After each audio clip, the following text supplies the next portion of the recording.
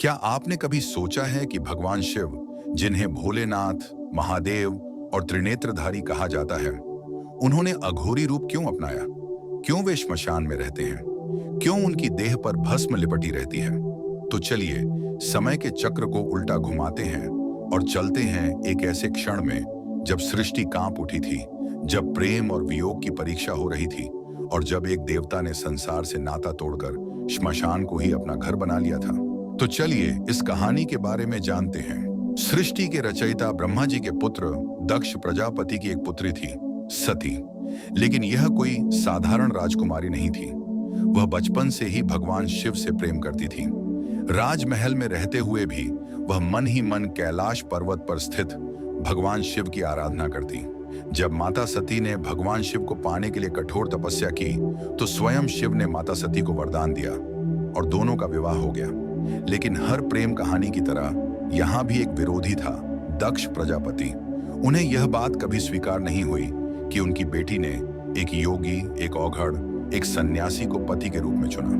उनके मन में शिव के प्रति घोर अपमान और घृणा थी। समय बीता। एक दिन दक्ष ने एक भव्य यज्ञ का आयोजन किया।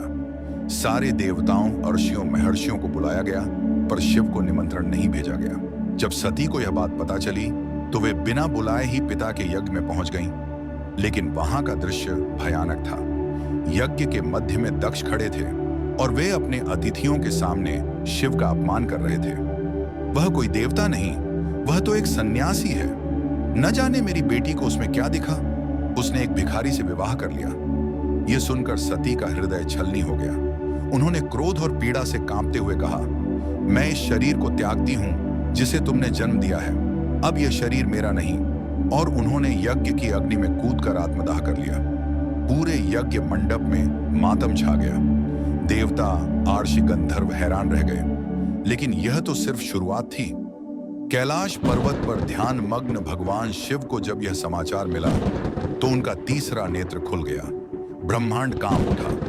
उन्होंने अपनी जटाओं से एक भयानक शक्ति उत्पन्न की, जो थी वीरभद्र, जो दक्ष के यज्ञ को नष्ट करने के लिए प्रकट हुई।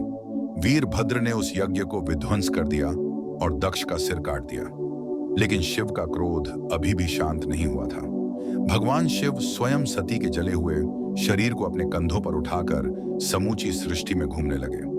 कभी वे हिमालय जाते, कभी सागर किनारे। उनकी आंखों से आंसू बह रहे थे, लेकिन वे कुछ नहीं बोल रहे थे। ब्रह्मांड भयभीत था। इस समस्या का हल करने के लिए भगवान विष्णु ने सुदर्शन चक्र चलाया और सती के शरीर के 51 टुकड़े कर दिए, जो पृथ्वी के विभिन्न स्थानों पर गिरे। ये स्थान आज 51 शक्तिपीठ के रूप में पूजे जाते हैं। सती का शरीर अलग होते ही शिव ने धीरे धीरे सब कुछ स्वीकार कर लिया। लेकिन वे अब पहले जैसे शिव नहीं थे। वे संसार से विरक्त हो गए।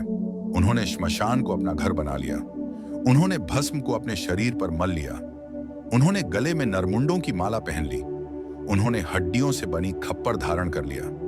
वे अब अघोरी शिव बन गए थे, जो न जीवन से प्रेम करते हैं, न मृत्यु से डरते हैं। जब भगवान शिव अघोरी रूप में श्मशान में तप कर रहे थे, तब उनके पास कुछ साधक आए। उन्होंने शिव से पूछा, हे महादेव, आप मृत्यु के स्वामी हैं, जीवन के स्वामी हैं, फिर भी आप श्मशान में क्यों रहते हैं?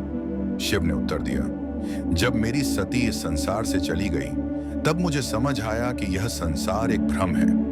मनुष्य जन्म और मृत्यु के बंधन में फंसा हुआ है, लेकिन जो इन दोनों से ऊपर उठ जाता है, वही सच्चा अघोरी है। तब से शिव ने अघोरी संप्रदाय की स्थापना की। कथा का संदेश, सच्चा प्रेम अमर होता है, लेकिन उसे संसार की परीक्षा सहनी पड़ती है। वैराग्य ही सच्ची शक्ति है। जो अघोरी बनता है, वह संसार के मोह से मुक्त हो जाता है। मृत्यु एक अंत नहीं, बल्कि मोक्ष का द्वार है। इसीलिए अघोरी श्मशान में रहते हैं। जो सृष्टि की नश्वरता को समझ लेता है, वही सच्चा शिव भक्त होता है। निष्कर्ष, भगवान शिव का अघोरी रूप केवल डराने के लिए नहीं है, बल्कि यह एक गूढ़ आध्यात्मिक संदेश छुपाए हुए है।